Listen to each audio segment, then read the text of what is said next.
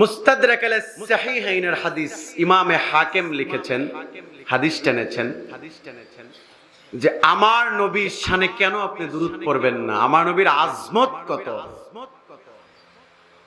আমাদের গ্রামগঞ্জে দেখবেন যারা মুরগি পালে, হাঁস পালে, পাখি পালে, এদেরকে দেখবেন যে রাতের বেলা, রাতের শেষ ভাগে সুবহে সাদেক যখন হয়ে যায়, ওই পাখিগুলো নিজের থেকেই আলাদা করে ডাকতে শুরু করে, ঠিক কিনা?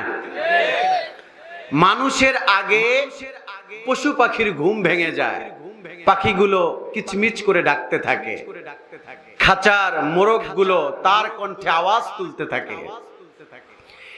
এটি চমৎকার একটি তথ্য মুস্তাদরাক আলা সাহিহাইন ইমাম হাকিম লিখেছেন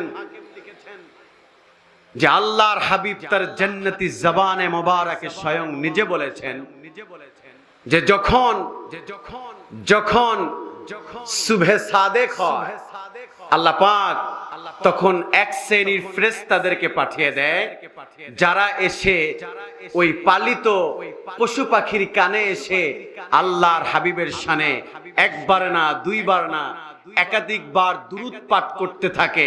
দুরূদ যখন তার কানের কাছে পাঠ করে তখন তাদের ঘুম ভেঙে যায়। ঘুম ভাঙার পরে প্রাণীগুলো চিন্তা করে, আল্লাহর হাবিবের দুরূদ শুনে আমাদের ঘুম ভেঙেছে, আমাদের নৈতিক দায়িত্ব হচ্ছে তার উম্মতকে জাগিয়ে ফজরের সালাতে অ্যাটেন্ড করিয়ে দেওয়া। সুবহানাল্লাহ বলেন, চিল্লায় পড়েন আল্লাহু আকবার। তাহলে পাখিদের ঘুম ভাঙে কার দুরূদ শুনে? কথা বলেন। আল্লাহর হাবিবের দুরূদ শুনে পাখিদের ঘুম ভেঙে যায়। আপনি আমার রাসূলকে, আমার রাসূলের আজমত নিয়ে, তার স্ট্যাটাস নিয়ে, তার পার্সোনালিটি, তার ক্রেডিট নিয়ে কথা বললে শুরু আছে, শেষ কি করা যাবে? কোশ্চিন কালেও সম্ভব না। আমার নবী এমন একজন নবী।